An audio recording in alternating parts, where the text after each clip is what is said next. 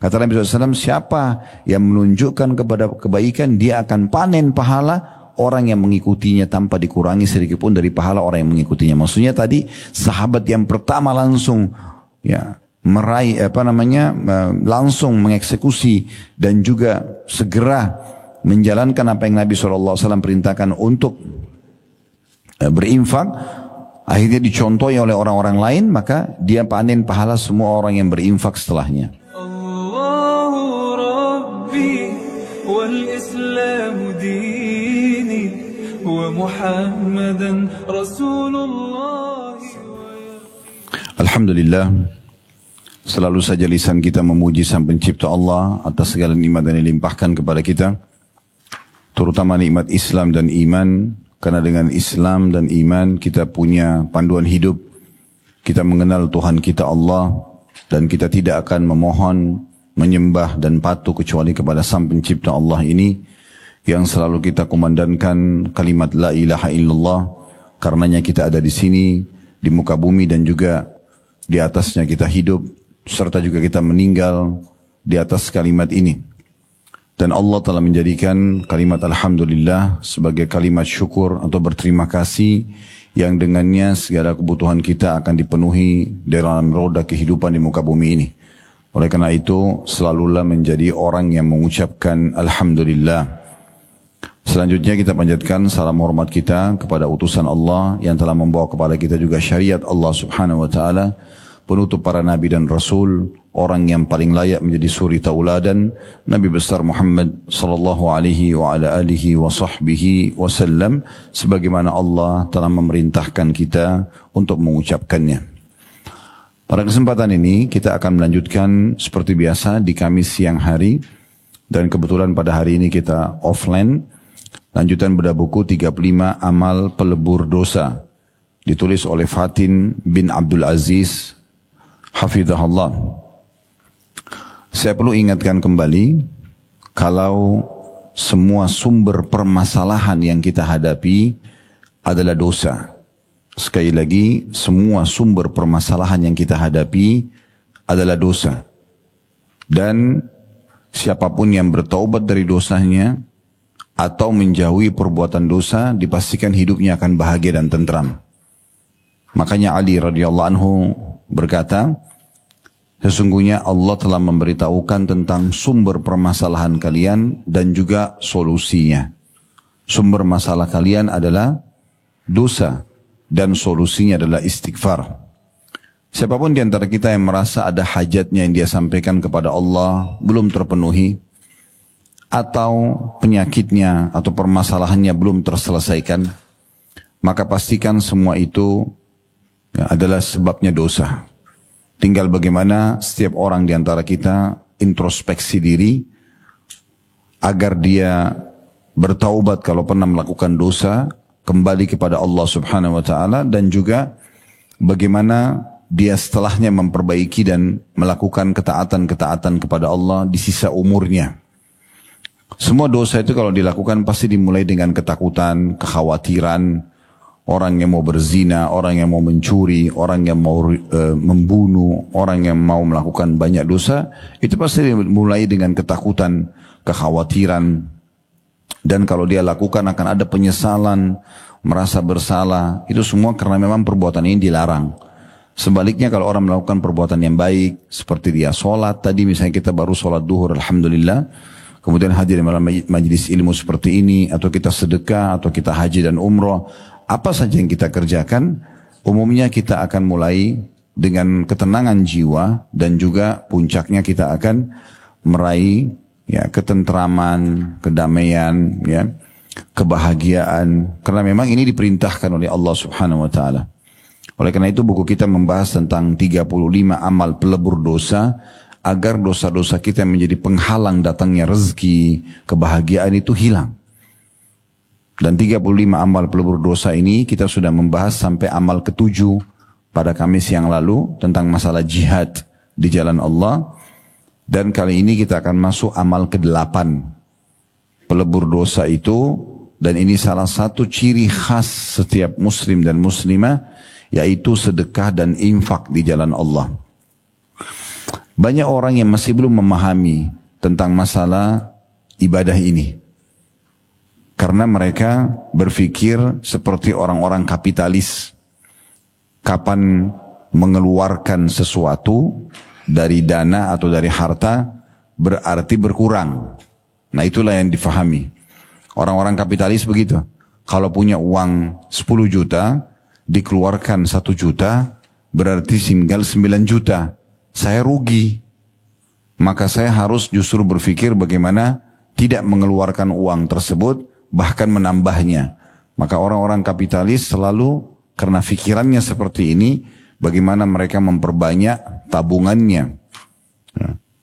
Sementara Islam memerintahkan kita pangkal kaya, pangkal kebahagiaan, dan bertambahnya harta justru dengan sedekah. Tidak akan pernah ketemu antara konsep Islam sama kapitalis. Kapitalis suruh nahan, nabung supaya kaya, nabung supaya bahagia. Kalau Islam mengatakan justru infakkan. Itu akan menjadi sumber datangnya harta dan juga kebahagiaan. Jadi Islam tidak mengajarkan kita kalau kita punya 10 juta, keluarin 1 juta berarti berkurang. Tidak. Kita ditekankan dan diberikan pemahaman agar yakin itu akan diganti oleh Allah dan akan berlipat ganda datangnya. Oleh karena itu ciri khas seorang muslim, mereka selalu dermawan. Dan kita perlu tahu dalam Islam, bakhil atau pelit itu dosa besar. Bukan cuma dosa, bagian dari dosa besar. Terlalu banyak ayat-ayat Al-Quran, hadis-hadis Nabi SAW yang melarang kita untuk pelit. Dalam salah satu riwayat, pernah ada satu orang baru dinobatkan menjadi kepala suku di Madinah. Orangnya tampan, berwibawa, ya, intinya dia dinobatkan jadi pemimpin dan secara penampilan luar biasa. Wibawa pun menjaga karakternya luar biasa. Nabi SAW tanya kepada orang-orang yang dipimpin oleh dia dari sukunya, siapa pemimpin kalian? Mereka bilang si fulan. Lalu kata Nabi SAW, bagaimana orangnya? Kata para anggota sukunya, orangnya tampan, orangnya berwibawa, hanya saja dia pelit. Perhitungan. Maka kata Nabi SAW, penyakit jiwa apa yang lebih berat daripada pelit? Jadi itu dianggap penyakit jiwa. Kalau ada orang yang pelit perhitungan, apalagi di jalan Allah. Jelas-jelas ada orang miskin depan matanya, masih bisa negosiasi sama syaitan, bantu nggak ya? Ah nggak usah, ini masih mudah, ini masih kuat. Padahal dalam Islam kita diperintahkan di saat ya ada orang yang minta, tugas kita eksekusi. Bukan negosiasi sama syaitan, kasih saja. Dan renungi baik-baik firman Allah Subhanahu wa taala dalam surah Saba, surah nomor 34 ayat 39. Di situ potongan ayatnya Allah mengatakan wa ma anfaqtum min syai'in fahuwa yukhlifu. Ini konsep Islam. Apapun yang kalian infakkan di jalan Allah, maka pasti dia Allah akan gantikan. Surah nomor 34, surah Saba ayat 39-nya. Ini potongan ayat ya, bukan lengkap ayatnya ini, tapi salah satu di ayat 39 itu ada potongan ayat wa ma anfaqtum min syai'in fahuwa yukhlifu. Apapun yang kalian infakkan di jalan Allah, maka pasti dia akan menggantinya. Dan Allah juga menyebutkan tentang ciri dan sifatnya yang maha mulia, innallaha la yukhliful mi'ad. Allah enggak pernah pungkiri janjinya. Dalam ayat lain, wa man asdaqu minallahi qila. Siapa yang lebih jujur dalam pernyataan dan perkataan daripada Allah. Jadi Allah Subhanahu wa taala tidak akan mungkin ya ingkari janji. Pernah Nabi SAW juga bersabda kepada Bilal radhiyallahu anhu, wahai Bilal, berinfaklah, keluarkan tanpa pernah perhitungan. Jangan perhitungan, kalau masih 100.000 atau 100-200 ribu ya, masih gitu, ini masih belum masuk dalam bab dermawan. Keluarkan dan jangan perhitungan. Jangan pernah engkau takut balasan dari pemilik singgasana yang agung. Maksudnya Allah Subhanahu wa taala. Jadi kalau keluarkan di jalan Allah, coba pakai resep ini Bapak Ibu sekalian. Ya. Maka jangan perhitungan, keluarkan saja.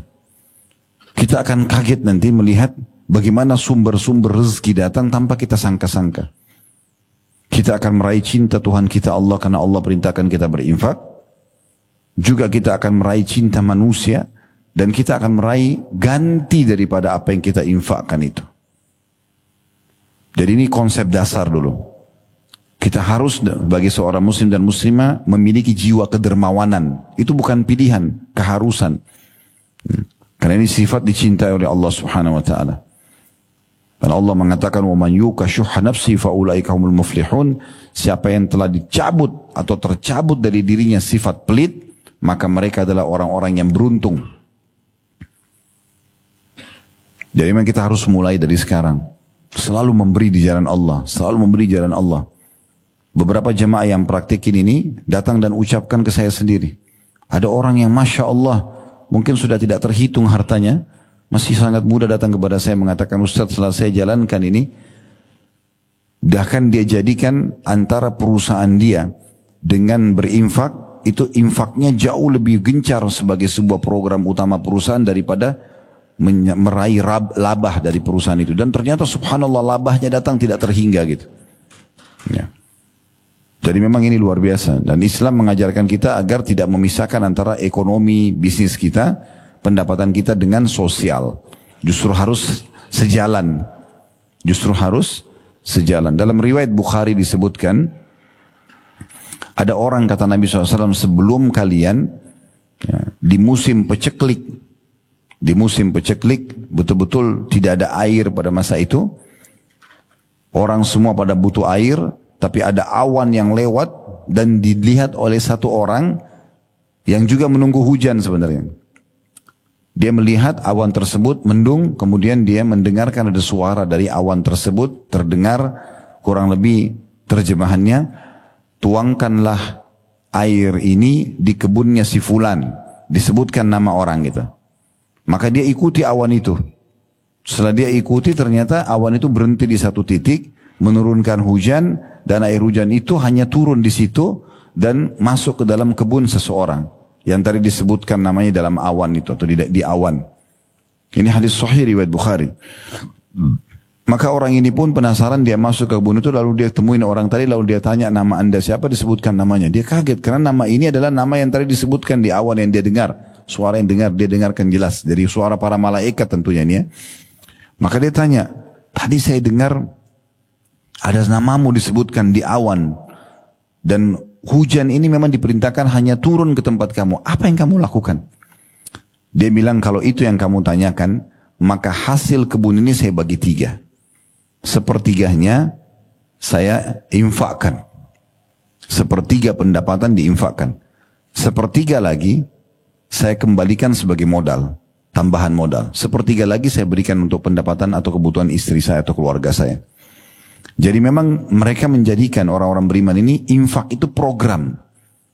Bahkan lebih besar ya, target dan juga perhatian terhadap infak ini daripada laba perusahaan sendiri. Nah ini yang sedang kita ingin pelajari 1 jam ke depan tentang masalah bagaimana kita menanamkan sifat kedermawanan ini dengan mengkaji lebih jauh ayat-ayat Al-Quran, hadis-hadis Nabi SAW, keutamaan sedekah, ya, manfaat-manfaat yang kita bisa dapatkan, dan bagaimana kita menepis was-was syaitan yang selalu membuat kita ragu. Selalu kita perhitungan, akhirnya Allah pun akan perhitungan dengan kita. Dalam sebuah hadis yang sahih, Nabi SAW bersabda kepada Asma binti Abi Bakar radhiyallahu anhuma, la tuki fayukillahu alaiki. Jangan pernah kau perhitungan, hai Asma, karena kalau kau perhitungan, Allah pun akan perhitungan denganmu. Coba mulai hari ini, Bapak Ibu praktekin, berinfak, tanpa lagi memperhatikan, tanpa memperdulikan berapa jumlahnya dan dari mana nanti gantinya. Ikhlas karena Allah. Dan coba cari jumlah yang belum pernah kita infak sebelumnya. Kalau kita selama ini berinfak 100 ribu misalnya, sekarang kita coba tingkatkan ke 500 ribu, tingkatkan ke 1 juta, tingkatkan ke 10 juta, tingkatkan ke 100 juta. Makin besar yang kita infakkan, maka makin besar gelombang rezeki yang datang. Itu demi Allah pasti. Cuma syaitan buat kita ragu. Ya. Benar gak sih? Nanti kembali nggak uang saya? Seakan-akan begitu. Padahal Allah sudah mengatakan tadi dalam surah Saba, surah nomor 34 ayat 39, Allah pasti akan ganti. Kenapa seseorang di antara kita kerja di satu perusahaan atau bisnis dengan seseorang, dia begitu yakin dia akan terima gaji di akhir bulan. Dia begitu yakin partnernya tidak akan berkhianat dan akan jalan terus dengan dia. Sementara itu manusia bisa berkhianat. Bagaimana seseorang yang sudah mengaku muslim atau muslimah masih ragu dengan Tuhannya Allah subhanahu wa ta'ala. Baik, kita akan lihat teman-teman sekalian apa yang ditulis oleh penulis dulu. Seperti biasa, setelah kita bacakan, baru kita tambahkan dengan penjelasan-penjelasan yang lebih jauh. Semoga Allah ikhlaskan niat kita dan dijadikan sebagai ilmu yang bermanfaat. Allahumma amin. Baik, di halaman 22 dari buku kita ini, amal ke-8 untuk melebur dosa-dosa, menghilangkan dosa-dosa adalah sedekah dan infak di jalan Allah subhanahu wa ta'ala. Jadi maksud jalan Allah adalah karena Allah kita lakukan. Dan juga di tempat yang Allah ridhoi. Kalau ada orang berinfak justru bukan di jalan Allah, bukan karena Allah, di jalan syaitan misalnya, kayak orang pergi ke dukun, orang judi untuk berzina, itu di jalan syaitan, bukan jalan Allah. Atau bukan karena Allah, dia riya, pamer, maka enggak masuk dalam bahasan kita. Yang kita bahas ini adalah betul-betul orang karena di jalan Allah dan juga karena Allah subhanahu wa ta'ala. Di sini diangkat oleh penulis dalil pertama adalah surah Al-Baqarah ayat 271. Kalau tidak salah Kamis yang lalu kita sempat baca Al-Baqarah ya. Surah Al-Baqarah dari ayat 261 sampai 274. Benar gak? Coba dilihat catatannya. Kalau sudah kita baca, alhamdulillah kita tidak ulangi sekarang. Tapi kalau belum kita baca, kita akan bacakan karena dari ayat 261 sampai 274 Al-Baqarah, itu semua bicara tentang masalah infak, tentang sedekah, belasan ayat. Sudah kita baca ya? Atau lupa semuanya? Berarti ilmunya masuk telinga kanan, keluar telinga kiri. Ada yang nyatat gak? Ada yang ingat gak? Pekan lalu kita sempat bicara tentang jihad dengan jiwa dan harta kan? Nah, pada saat membahas harta itu saya sudah bacakan belum Al-Baqarah 261 sampai 274. Kalau belum kita akan baca insyaallah. Nah, di sini penulis mengangkat salah satu ayat yang saya tadi tawarkan untuk dibaca itu, tapi beliau masuk di ayat 271-nya. Baiklah, gak usah repot-repot buka lembaran-lembarannya karena dari tadi bolak-balik gak ada yang kasih saya jawaban. Ya. Oke, kita lihat di buku kita Al-Baqarah 271. Nanti kita akan baca dari 261-nya ya. Ini sekarang saya bacakan dulu karena penulis mengangkat ini. In tubdus sadaqati fan'immahi wa in tukhfuha wa tu'tuha al-fuqara fahuwa khairul lakum wa yukaffiru ankum min sayyiatikum wallahu bima ta'maluna khabir. Terjemahannya, jika kamu menampakkan sedekahmu, artinya kita memberikan kepada orang di depan orang lain. Misalnya fakir miskin di jalanan gitu kan, kotak amal di masjid kita memang kasih dan orang lain melihatnya, maka itu adalah baik sekali kata Allah. Yang penting tidak riya, bukan karena pamer. Karena ada beberapa keadaan di mana kita harus kasih orang di depan orang lain. Kita nggak mungkin kayak orang minta di lampu merah, orang minta di pinggir jalan gitu kan. Ada tiba-tiba kita lagi makan, tiba-tiba ada yang minta makanan, kita harus kasih di depan. Dan jika kamu menyembunyikannya dan kamu berikan kepada orang-orang fakir, dan maka menyembunyikan itu lebih baik bagimu. Artinya kalau seandainya ada kesempatan bersedekah dan bukan di depan orang lain, maka itu jauh lebih baik supaya aman dari riya. Tapi kalau kita harus kasih depan orang gak ada masalah. Yang penting tinggal kita mengontrol saja. Nabi SAW ini kita singgung di bab jihad pekan yang lalu ya. Kalau beliau ingin berjihad, sebelum beliau bentuk pasukan, beliau mengajak para sahabat ridwanullah alaihim itu untuk berinfak dulu. Beliau kumpul semua sahabat di masjid, sampai mau berinfak silakan. Ada sahabat yang bawa emas, ada yang bawa perak, ada yang bawa baju perang, ada yang bawa pedang, ada yang bawa perisai, ada yang bawa kurma, ada yang bawa keju, ada yang bawa gandum, apa saja, infak. Setelah terkumpul semuanya, Nabi SAW mengatur memanage itu supaya cukup untuk membiayai pasukan. Kalau masih kurang beliau ajak lagi jemaah untuk berinfak. Setelah itu baru dibentuk pasukan besar. Nah di saat itu para sahabat infak di depan orang lain. Pernah juga ada satu suku dari salah satu suku di Badui di padang pasir. Mereka sangat miskin. Saking miskin dalam riwayat ini disebutkan mereka tidak punya pakaian kecuali satu lembar baju di badan yang cuma diikat di leher mereka. Kalau ditiup angin bisa tersingkap auratnya karena susahnya. Dan kelihatan dari wajah mereka itu kesusahan. Ya, kelam, kusuh, lusuh gitu. Miskin sekali mereka. Nabi SAW waktu lihat dari jauh, Nabi langsung berdiri, naik di atas mimbar lalu memotivasi para sahabat untuk bersedekah. Rupanya sahabat-sahabat termotivasi setelah mendengarkan penyampaian Nabi SAW. Maka ada satu orang berdiri langsung mengeluarkan semua uang yang ada di kantong dia dan dia kasih, ya Rasulullah ini. Di depan orang semua. Kenapa? Karena Nabi SAW waktu itu motivasi dia mereka di saat itu. Ini tidak kita katakan riya, karena memang pada saat itu sedang diajak untuk berinfak. Maka dia berinfak, lalu orang-orang semua pada ikutin dia. Lalu kata Nabi SAW, memuji orang yang pertama berinfak tadi, pada di depan orang semua. Gitu kan. Kata Nabi SAW, siapa yang menunjukkan kepada kebaikan, dia akan panen pahala orang yang mengikutinya tanpa dikurangi sedikit pun dari pahala orang yang mengikutinya. Maksudnya tadi sahabat yang pertama langsung ya meraih langsung mengeksekusi dan juga segera menjalankan apa yang Nabi SAW perintahkan untuk berinfak, akhirnya dicontohi oleh orang-orang lain, maka dia panen pahala semua orang yang berinfak setelahnya. Nah ini kan keadaan berarti di depan orang ya. Tapi kalau misalnya ada keluarga kita, ada teman yang tiba-tiba WA, memang dia butuh bantuan, tidak ada orang tahu antara kita saja sama dia, maka jangan diceritakan ke orang lain. Jadi kondisinya seperti itu ya. Makanya supaya bisa menjaga keikhlasan. Lalu Allah bilang, dan Allah akan menghapuskan, maksudnya dengan sedekah terang-terangan tadi, atau sedekah sembunyi-sembunyi, dari kamu sebagian kesalahan-kesalahanmu. Dan Allah mengetahui apa yang kamu kerjakan. Qatada rahimahullah, kata lain nama orang ya. Bapak Ibu sekalian itu yang ada disebut di bawahnya, paragraf bawah ayat tadi, terjemahan ayat ini. Qatada rahimahullah berkata tentang ayat ini, semuanya diterima. Baik sedekah yang dirahasiakan maupun sedekah yang terang-terangan. Jika niatnya benar. Tetapi sedekah yang dirahasiakan lebih baik.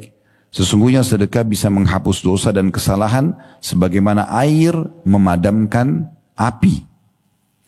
Sehingga menjadi sebab ampunan baginya.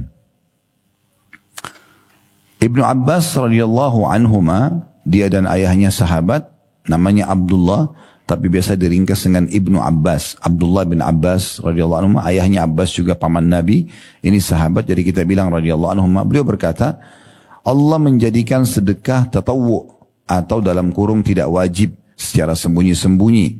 Itu lebih baik 70 kali lipat dari sedekah tatawwu yang terang-terangan.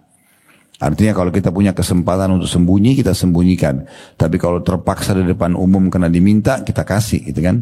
Nah selama kita bisa sembunyikan, sembunyikan. Biar tidak ada yang tahu kecuali antara kita sama Allah saja. Maka pahalanya akan 70 kali lipat dari sedekah tatawwu yang terang-terangan. Tapi sedekah wajib yang terang-terangan adalah lebih baik 25 kali lipat daripada sedekah wajib yang sembunyi-sembunyi. Begitu juga dengan semua ibadah, baik yang wajib maupun yang sunnah. Jadi begini maksudnya. Kalau misalnya, tadi saya kasih contoh, ada contoh di majelis kita begini, kebetulan ada satu orang yang butuh sekali bantuan, anaknya lagi dirawat di rumah sakit, misal contoh, dan kita harus menyampaikannya. Maka saya mengatakan misalnya, Bapak Ibu sekalian, ada saudara kita si fulan atau saudari kita si fulana yang butuh sekali bantuan, silakan dibantu. Saya sedang mengiklankannya. Di saat itu nggak apa-apa Bapak Ibu berinfak terang-terangan. Ya ini saya bantu, ya ini saya bantu, yang ini berdiri, yang itu berdiri, yang ini kasih, yang ini transfer, nggak ada masalah. Kalau kondisinya seperti ini, maka kata beliau, ya, ini berarti lebih baik daripada sembunyi-sembunyi. Khawatir nanti sembunyi-sembunyi, dia mau nanti kasih di luar sana, tapi ternyata sudah tertutup kesempatannya. Karena sudah full, misalnya. Udah nggak bisa lagi, dibutuhin 100 juta sudah selesai. Kita mau bantu lagi nggak bisa. kena telat. Nah, itu kondisinya. Tapi kalau kondisinya misalnya ada yang menghubungi kita, tadi saya bilang diam-diam, teman kita, saudara kita, tolong bantu saya, tolong begini, anak saya sakit, saya butuh, saya belum makan 2 hari, apalah bahasa dia yang biasa orang memohon bantuan, dan itu hanya antara kita sama dia, maka ini lebih afdal, ya kita tidak memberitahukan siapapun, sedekah aja, kasih aja ke dia. Dan poin penting, jangan pernah tolak permintaan orang. Pegel Ustaz hatinya, orang ini minta terus, gak apa-apa. Urusan kita sama Tuhan, sang pemberi rezeki. Yang suruh kita berinfak itu Allah yang maha kaya dan raja alam semesta ini. Gak usah pikir orang yang minta itu, gak penting. Kecuali satu keadaan, orang ini memang menggunakan untuk maksiat kepada Allah, jangan dibantu. Kita sudah tahu uang kita kasih nanti akan dipakai zina, akan dipakai mabuk, dipakai judi, jangan dikasih. Tapi kalau selama dia minta makan, kenapa? Biar. Tapi kemarin saya sudah bantu Ustaz, biar dia masih lapar hari ini. Mungkin, ya mungkin setelah kita berinfak kita meninggal setelahnya. Itu amal terakhir. Dari mana kita tahu? Allah mudahkan mereka datang untuk bisa kita raih pahala dari mereka. Nanti akan saya bacakan cukup banyak ya statement para ulama salaf bagaimana mereka bermuamalah dengan diri sendiri dalam bersedekah.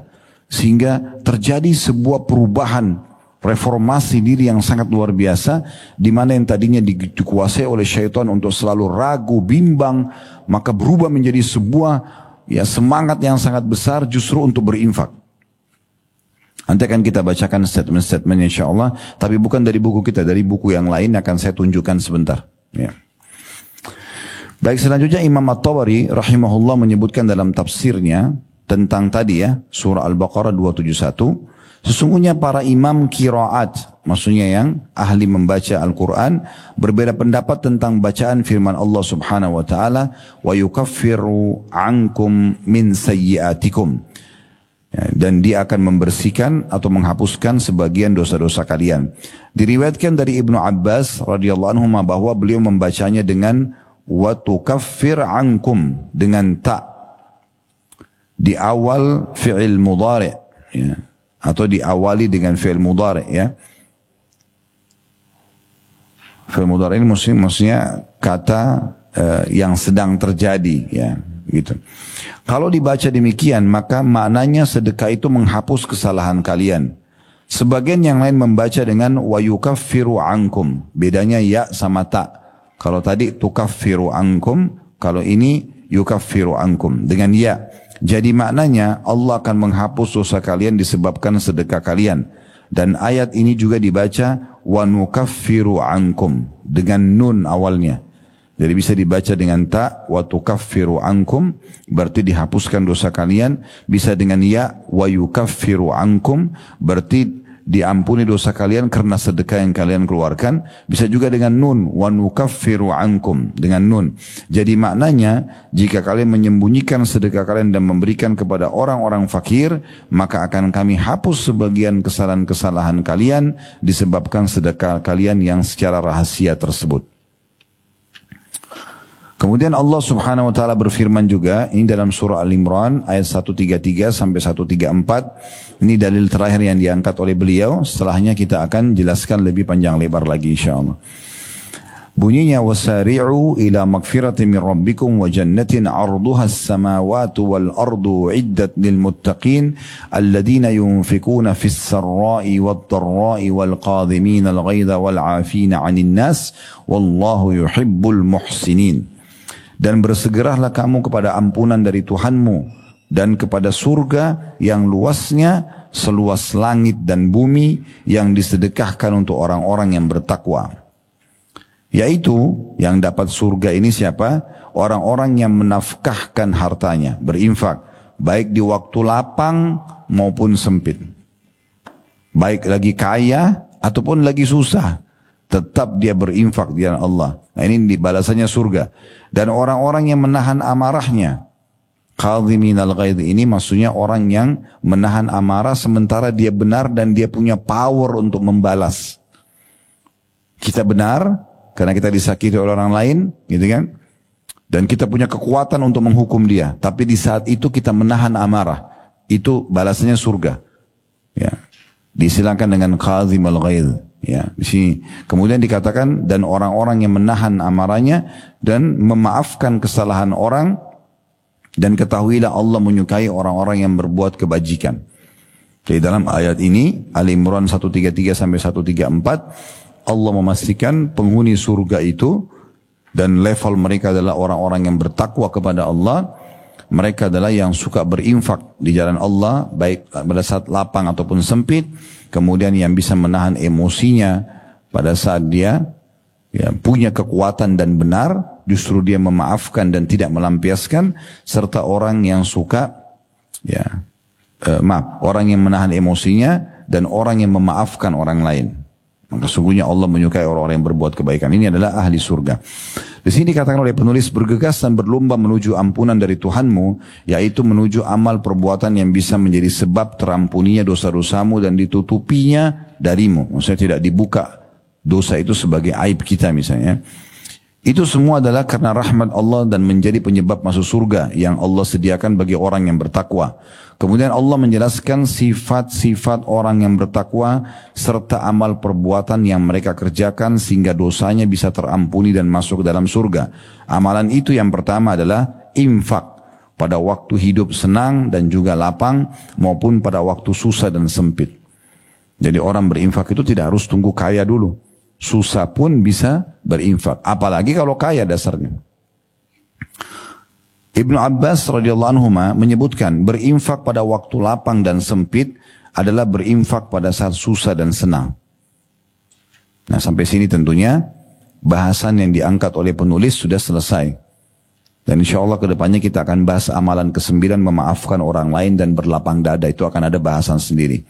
Baik, sekarang sebagaimana saya janjikan tadi, coba kita buka Al-Baqarah surah nomor 2. Ini sekarang sudah mulai masuk ke syarah penjelasan tambahan tentang bahasan kita.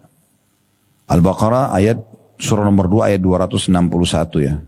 Al-Baqarah surah nomor 2 ayat 261. Saya bacakan ya. Mathalul ladzina yunfikuna amwalahum fi sabilillahi kamathali habbatin ambatat sab'a sanabila fi kulli sumbulatin mi'atu habba wallahu yudha'ifu liman yasha' wallahu wasi'un alim. Perumpamaan nafkah yang dikeluarkan atau sedekah yang dikeluarkan orang-orang yang menafkahkan hartanya di jalan Allah adalah serupa dengan sebutir benih. Seperti sebutir benih yang akan menumbuhkan 7 bulir. Satu benih biasanya tumbuhkan 1 bulir. Tapi ini menumbuhkan 7 bulir. Dan pada setiap bulir ada 100 biji. Allah melipat gandakan ganjaran bagi siapa yang dia kehendaki. Dan Allah maha luas karuniahnya. Maksudnya balasannya, rezekinya. Lagi maha mengetahui niat seseorang.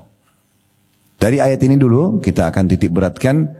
Jadi Allah subhanahu wa ta'ala tidak membalas kita dengan 1.000 rupiah, dapat 1.000 rupiah, tidak. Kalau dari ayat ini kita bisa fahami, bisa sampai 700 kali lipat. Seperti perumpamaan 1 benih, muncul 7 bulir, 1 bulir 100 biji. Berarti kan 700 lebih. Ya, seperti itu. Tapi jangan Bapak Ibu bilang, oh, kalau begitu saya mulai sekarang berinfak 1 juta, harapan saya dapat 700 juta. Bukan begitu hitung-hitungannya sama Allah. Karena rezeki itu luas sekali maknanya. Rezeki itu adalah semua yang bisa membuat kebutuhan kita untuk roda kehidupan muka bumi berjalan. Kesehatan, ya, udara, ya, air, semua itu rezeki. Jangan selalu patok rezeki itu duit saja.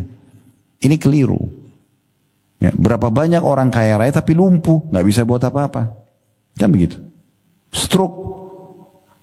Ya. Jadi bukan itu tolak ukurnya, tapi kalau orang Allah berikan harta dan kesehatan, berarti masya Allah, ya, menumpuk kebaikan pada dia gitu. Jadi Allah akan balas 700 kali lipat ini bukan dengan angka-angka yang kita bayangkan. Lupain aja itu.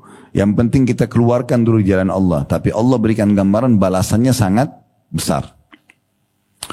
Baik, selanjutnya ayat 262-nya ini ada syaratnya supaya kita dapat balasan dari Allah, berkah apa yang kita keluarkan itu disebutkan dalam ayat ini ada 2 syarat mutlak ini. Alladzina yunfikuna amwalan fi sabilillahi thumma la yutbi'una ma anfaqu mannan wala adhan lahum ajrum 'inda rabbihim wala khaufun 'alaihim wala hum yahzanun. Orang-orang yang menafkahkan hartanya di jalan Allah, kemudian mereka tidak mengiringi apa yang dinafkahkan itu dengan menyebut-nyebut pemberiannya. Kamu kan sudah saya bantu. Itu yayasan sana saya yang kasih itu 100 juta. Masjid itu saya yang pasangin granitnya. Nggak boleh sebut-sebut. Nggak usah sebut. Ada malaikat yang catat, ada Allah yang tahu. Ini syarat pertama nih.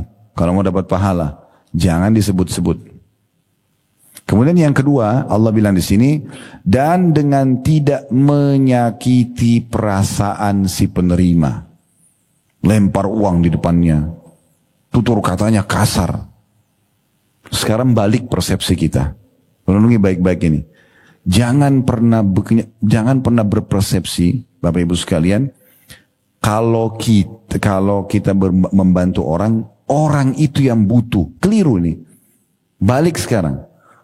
Kalau ada orang yang minta bantuan, kita lebih butuh kepada dia.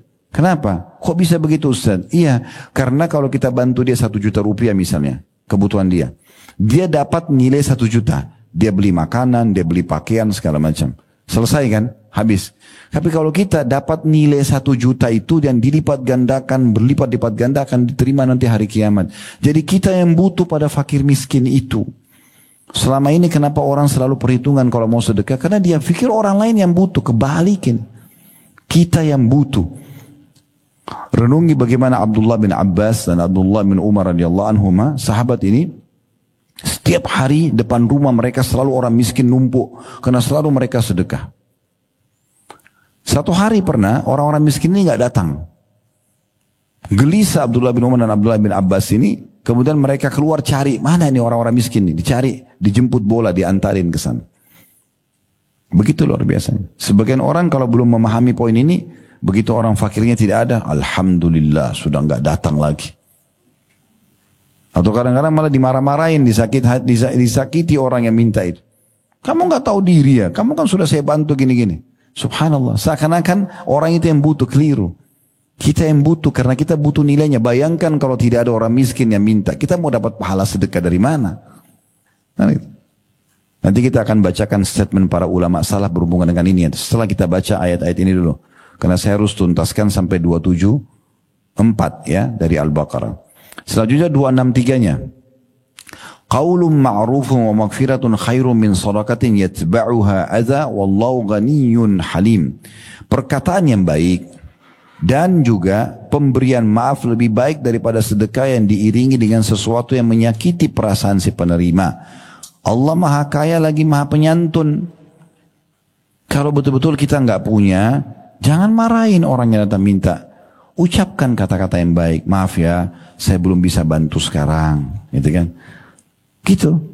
Kita ucapin kan itu Allah suruh. Itu lebih baik daripada orang bersedekah malah dengan riya dan menyakiti perasaan si penerima.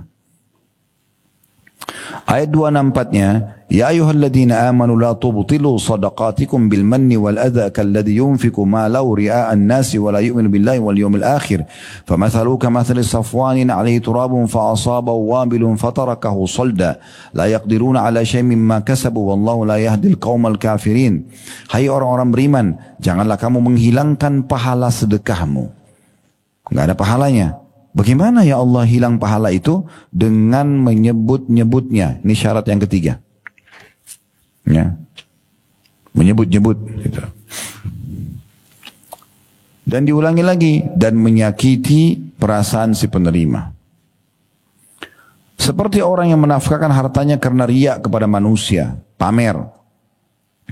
Dan tidak beriman kepada Allah dan hari kemudian. Perumpamaan orang seperti ini seperti batu yang licin. Jadi orang yang suka pamer-pamer, saya sudah bantu ini, saya sudah bantu, lalu dia sakiti juga perasaan si penerima. Perumpamaannya nih, uang yang dia keluarkan semua itu ibaratnya seperti batu licin, di atasnya ada tanah, ditaruh tanah ya.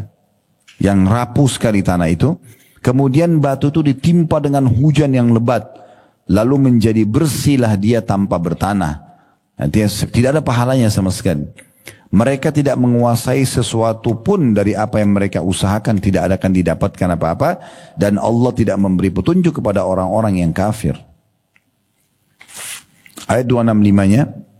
وَمَثَلُ الَّذِينَ يُنْفِقُونَ أَمْوَالَهُمْ ابْتِغَاءَ مَرْضَاتِ اللَّهِ وَتَثْبِيتًا مِنْ أَنْفُسِهِمْ كَمَثَلِ جَنَّةٍ بِرَبْوَةٍ أَصَابَهَا وَابِلٌ فَآتَتْ أُكُلَهَا ضِعْفَيْنِ فَإِنْ لَمْ يُصِبْهَا وَابِلٌ فَطَلٌّ وَاللَّهُ بِمَا تَعْمَلُونَ بَصِيرٌ.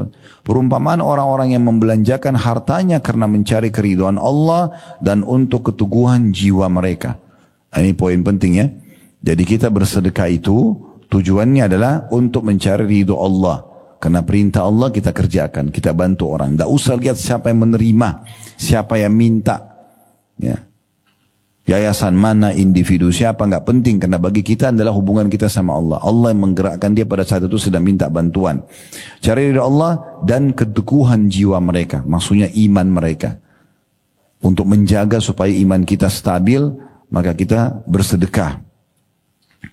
Seperti sebuah kebun yang terletak di daratan tinggi yang disiram oleh hujan lebat, maka kebun itu akan menghasilkan buahnya 2 kali lipat. Jika hujan lebat tidak menyiraminya, maka hujan gerimis pun memadai, dan Allah Maha melihat apa yang kamu perbuat. Jadi kalau ada tanah yang tinggi kayak pegunungan, lalu hujan lebat, itu hasilnya bisa panen 2 kali. Karena suburnya. Dan kalau tidak ada hujan lebat, hanya gerimis juga memadai. Karena suburnya tanahnya. Nah begitu perumpamaan orang-orang yang berinfak karena cari keridhaan Allah dan juga untuk mengokohkan iman mereka. Ayat 266-nya. Ayawaddu ahadukum an takuna lahu jannatun min nakhilin wa anabin tajri min tahtil anharu lahu fiha min kulli thamarat. له فيها من كل الثمرات وأصابه الكبر ولو ذرية ضعفاء فأصاب إعصار في نار فاحترقت كذلك يبين الله لكم الآيات لعلكم تتفكرون. Apakah ada salah seorang di antara kamu yang ingin mempunyai kebun kurma dan anggur yang mengalir di bawahnya sungai-sungai. Dia mempunyai dalam kebun itu segala macam buah-buahan. Kemudian datanglah masa tua pada orang itu sedangkan dia mempunyai keturunan yang masih kecil-kecil. Maka kebun itu ditiup angin keras yang mengandung api lalu terbakarlah. Demikianlah Allah menerangkan ayat-ayatnya kepada kamu supaya kamu memikirkannya. Maksudnya banyak orang kalau dia bukan berprinsip sesuai dengan prinsip Allah subhanahu wa ta'ala yang Allah tanamkan untuk berinfak, mereka selalu menabung aja, sibuk menabung. Yang dia pikir dengan menabung itu untuk masa depannya, untuk anak-anaknya, padahal sebenarnya setiap saat bisa saja harta itu hilang. Ya. Perlu digarisbawahi, kalau sudah pernah dengar nama ini alhamdulillah, kalau belum pernah dengar, ada Sa'ad ibn Ubadah, pernah dengar nggak? Sa'ad ibn Ubadah ini orang terkayanya Madinah. Setengah perkebunan Madinah punya beliau, kebun kurma. Orang kaya raya. Mungkin nama lain sudah pernah dengar Abdurrahman bin Auf, Utsman bin Affan, ya, Abu Bakar, sahabat-sahabat yang kaya, Talha bin Ubaidillah. Ini kayanya tidak terhitung. Luar biasa gitu. Hartanya banyak banget itu. Ya, kaya sekali.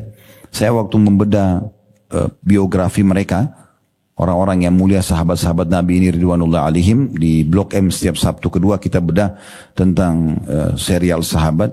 Itu mereka pada saat meninggal, Bapak Ibu sekalian, gudang hartanya penuh. Sampai-sampai dibahasakan harta-harta mereka itu menumpuk emas sangat banyak. Ya, waktu mau dibagi harus dipecahin pakai kampak.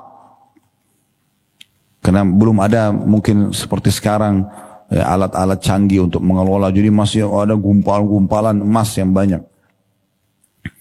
Pertanyaan sederhana, waktu mereka meninggal dan meninggalkan harta yang cukup banyak, saya pernah hitung seperti Abdurrahman bin Auf, dirupiahkan itu mungkin puluhan miliar atau ratusan miliar. Istrinya dapat sendiri, anak-anaknya dapat masing-masing, puluhan miliar per orang rupiah. Banyak sekali yang dia tinggalkan harta gitu. Itu ternyata pertanyaan sederhana, apakah itu hasil tabungan Abdurrahman, Begitu juga diikuti dengan Abu Bakar yang meninggalkan harta banyak, Talha bin Ubaidillah, Sa'ad bin Ubadah. Apakah itu tabungan seperti orang-orang kapitalis dari mereka masih muda sampai mereka tua nabung? Bukan. Bapak Ibu perlu tahu, mereka ini selalu setiap hari infak sampai gudang hartanya habis. Jadi yang datang itu pada saat mereka meninggal adalah harta yang datang entah dari mana Allah datangkan 2-3 hari sebelum mereka wafat.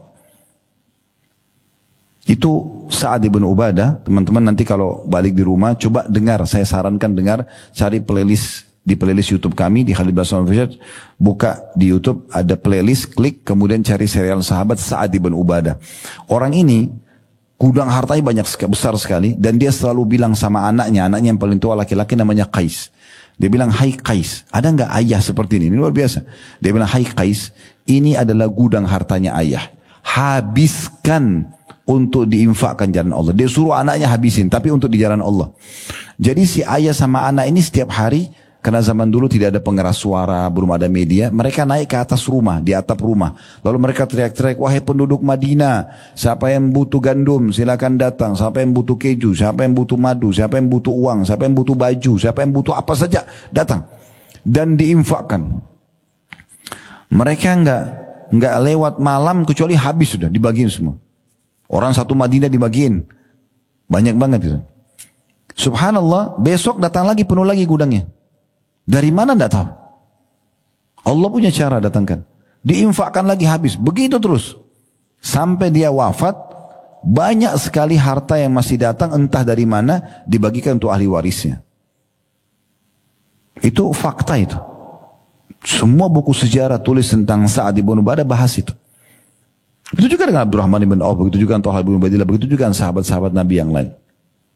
Sampai pernah uniknya Sa'ad bin Ubadah ini, Bapak Ibu sekalian, dia bicara sama anaknya Qais, sepertinya semua jenis sedekah sudah kita pernah lakukan. Bagi makanan, bagi pakaian, bagi uang, sudah semua kita lakukan. Kita coba cari kantong sedekah yang belum kita sentuh. Kata anaknya, "Apa itu ayah?" "Kita coba utangkan orang." Dia naik di atas rumah teriak, "Wahai penduduk Madinah, siapa yang mau utang silakan datang." Datanglah orang utang, sekian banyak. Utang semuanya. Sepakat nih akan dibayar di waktu tertentu. Perlu Bapak Ibu tahu, ada hadis Nabi SAW, siapa yang mengutangkan orang lain, maka sebelum jatuh tempo, sama pahalanya dia berinfak sejumlah utang itu setiap harinya. Jadi misalnya Bapak Ibu utangin orang 10 juta. Tanggal 1 Januari jatuh tempo, tanggal 1 Februari misalnya. Dari mulai tanggal 1 Januari kita utangkan dia 10 juta. Ini investasi kita 10 juta. Dicatatkan dia berinfak 10 juta per hari. Berarti modalnya 10 juta. Kalau kita hitung sampai tanggal 30 aja Januari. Ya, kadang-kadang sampai 31 kan. Kalau sampai tanggal 30 aja berarti dia dapat pahala 300 juta. Karena tiap hari 10 juta. Modalnya cuma 10 juta. Pahalanya 300 juta. Kata Nabi SAW, kalau lewat dari jatuh tempo dan dia berikan tenggang waktu atau dia memaafkan, maka dia akan dapat 2 kali lipat. Di Februari misalnya, orang ini kita tagih belum bisa bayar. Udah gak apa-apa, saya kasih nanti 1 Maret aja. Di Februari itu setiap hari seperti 20 juta dia infak. Berapa banyak orang tidak paham ini. Berkeluh kesah, ada orang utang sama saya 10 tahun tidak bayar-bayar Ustaz. 10 tahun itu setiap hari berinfak sejumlah itu. Sampai kata sebagian ulama, Allah dengan kasih sayangnya ingin memberikan pahala melimpah bagi orang pemilik piutang yang belum dibayar. Kalau dia faham itu. Sementara rezekinya dipenuhi kok. Allah kasih dia makan, Allah kasih dia rumah, tetap dipenuhi. Tapi ada kantong pahala yang berjalan dari sini. Apa kata Sa'ad? Kita utangkan orang. Utang semua orang hari itu, dia tidak bagi-bagi apa-apa, dia cuma utangkan orang. Sepakat jatuh tempo akhir bulan, pas tiba akhir bulan, mereka sepakat nih sama anaknya, begitu datang orang, mereka bilang, sudah, kami sudah maafkan. Kami nggak mau ambil lagi yang sudah kami keluarkan jalan Allah. Tapi mereka sudah dapat pahala ngutangin orang, dapat lagi di akhirnya memaafkan orang. Kalau orang memberikan tenggang waktu, kan tadi saya bilang kalau lewat dari masa jatuh tempo, kita berikan tenggang waktu berarti kita sama berinfak 2 kali lipat dari apa yang kita sedekah, yang kita pinjamkan kan. Hanya sampai terbayar, misalnya Tadi 1 Maret dia bayar, berarti putuslah sedekah setiap hari itu. Tapi kalau Bapak Ibu maafkan, mulai dari saat itu sampai kita meninggal berjalan terus. Berarti lebih besar pahalanya, berinfak seperti sejumlah itu. Jadi pola fikir kita ini harus diperbaikin. Karena dari kecil selalu orang tua kita cekokin, tabung nak, tabung nak, tabung nak. Dibelikan celengan, ini melahirkan sifat bakhil, sifat pelit. Jangan belikan tabungan anak-anak, tidak usah. Celengan itu jangan. Dikasih celengan, ibu kasih, ya, bapak kasih misalnya, kasih celengan nih, si kakak sama adik. Terus kita kasih uang, contoh 1.000 rupiah, masukin ya anak, masukin. Ibu aja pegang celengan itu marah si anak. Mau dibawa kemana ibu? Pas kita pindahin. Ibu cuma pindahin nak. Kakaknya pegang marah. Jadi bakhil. Kenapa? Kasih uang kalau jajan sekolah. Nak, kasih traktir teman-teman kamu makan ya. Biasakan dia itu dermawan. Itu yang Islam ajarkan. Sepakat gak ini nih? Faham ya? Allahu alam. Cuma 3-4 yang faham. Yang lain masih ragu. Bener gak ini? Gak boleh ragu. Ya. Baik, selanjutnya di ayat 267-nya. Ya ayyuhalladzina amanu anfiqu min thayyibati ma kasabtum wa mimma akhrajna lakum minal ard wa la tayammamul khabitha minhu tunfikuna wa lastum biakhidhi illa an tugmidu fi wa'lamu anna Allah ghaniyyun hamid. Ini syarat yang keempat nih. Penting sekali nih ya. Karena banyak dilanggar oleh orang-orang muslim di dalam realita kehidupan mereka. Lihat kata Allah, hai orang-orang beriman, nafkahkan di jalan Allah. Keluarkan, jangan perhitungan. Keluarkan saja, jangan perhitungan, jangan hitung. Tidak usah bayangkan tuh rekening saya nanti habis atau tidak. Allah punya cara terisi nanti. Nih, sebagian dari hasil usahamu yang baik-baik. Dan sebagian dari apa yang kami keluarkan dari bumi untuk kamu. Hasil panen. Atau mungkin tambang. Perhatikan, ini syaratnya. Kata Allah apa? Dan jangan kamu memilih yang buruk-buruk, lalu kamu menafkahkan daripadanya. Hasil panen mangga, yang bagus semuanya dijual. Yang buruk sedekahin untuk fakir miskin. Uang yang baru dipakai untuk belanja barang. Orang miskin dikasih uang yang lecek, yang kotor. Kenapa nggak dibalik? Kenapa nggak kasih orang miskin uang baru? Belanja di toko, pakai uang tua nggak apa-apa. Gitu kan?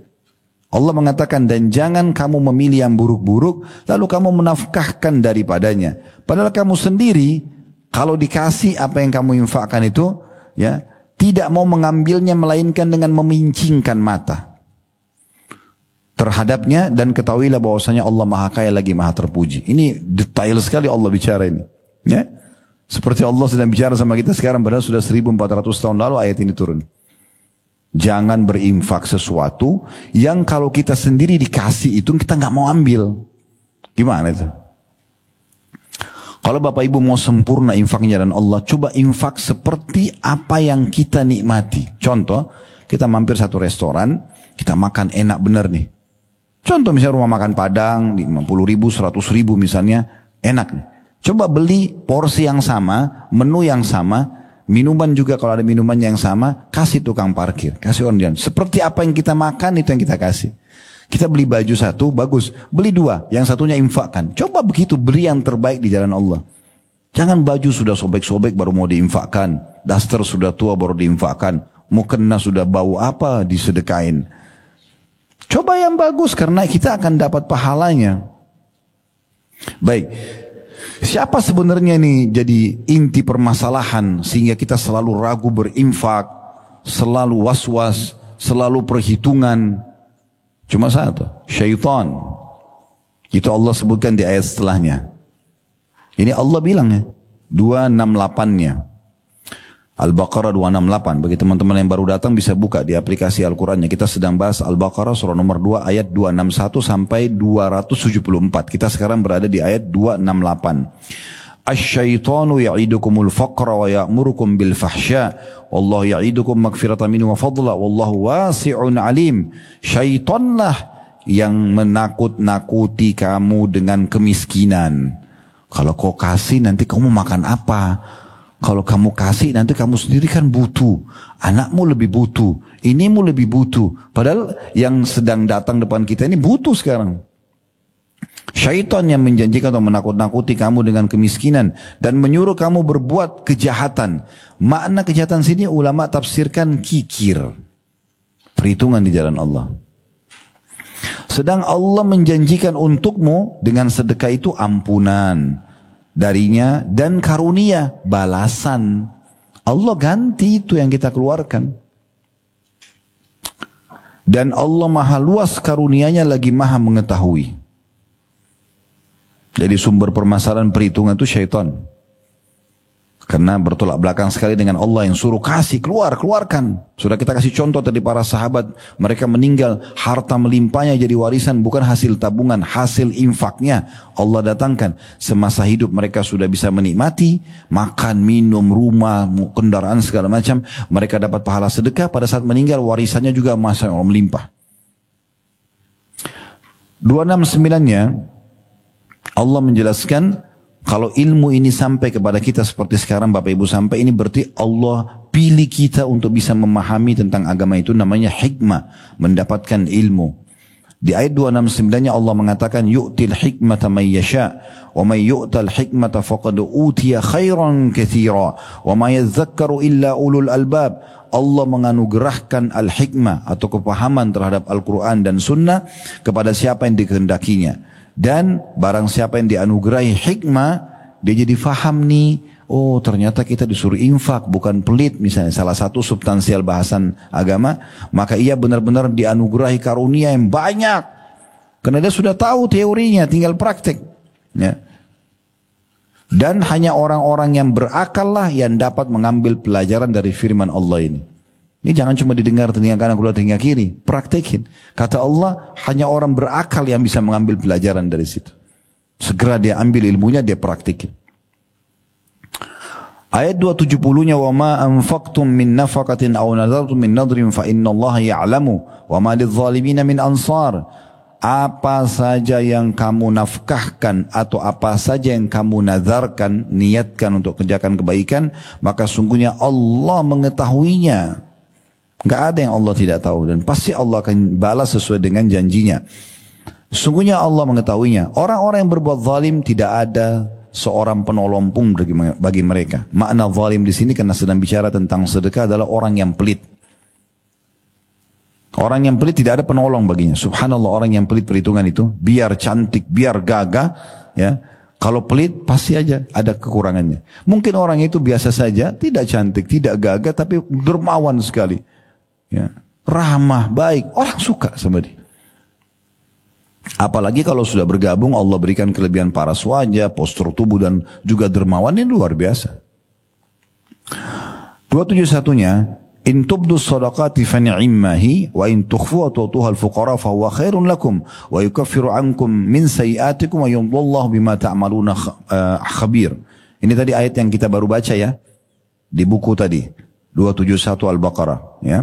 Kita ulangi lagi, kata Allah, jika kamu menampakkan sedekahmu, tadi sudah kita jelaskan bagaimana penampakan itu. Kayak misalnya ada orang tiba-tiba minta di depan umum, kita nggak mungkin tolak, kasih aja. Di saat itu sedekah terang-terangan lebih afdol. Tinggal kita kontrol ya hati kita supaya tidak riak gitu. Jika kamu menampakkan sedekahmu, maka itu adalah baik sekali. Dan jika kamu menyembunyikannya dan kamu berikan kepada orang-orang fakir, maka menyembunyikan lebih baik bagimu. Maksudnya di saat memang tidak butuh untuk menyampaikan orang lain, antara kita sama si peminta ini, yang minta via WA misalnya ya, atau datang langsung ke rumah, kita bantu aja lillahi ta'ala. Gak usah lihat orangnya, bantu saja. Dan Allah akan menghapuskan dengan sedekah itu dari sebagian kesalahan-kesalahanmu, dan Allah mengetahui apa yang kamu kerjakan. 272-nya, laisa 'alaika hudahum walakin Allah yahdi man yasha wa ma tunfiqu min khairin fali anfusikum wa ma tunfiquna illa ibtigha'a wajhillah wa ma tunfiqu min khairin yuwaffa ilaikum wa antum la tudlamun. Bukanlah kewajibanmu menjadikan mereka mendapat petunjuk, hai Muhammad. Kayak saya juga sekarang ceramah depan Bapak Ibu sekalian, saya mau teriak-teriak seperti apapun itu tidak bisa saya menjadi penentu hidayah. Bapak ibu yang mau meraih hidayah Allah, sudah mendengarkan ini, oh iya ini ilmu ya, terus diamalkan, itu dapat manfaat sendiri. Nabi Muhammad SAW sendiri Allah juga bilang, bukan kewajibanmu untuk menjadikan mereka mendapat petunjuk. Sampaikan saja. Mereka terima, alhamdulillah. Mereka amalkan, alhamdulillah. Mereka tidak amalkan, tidak bisa dipaksakan.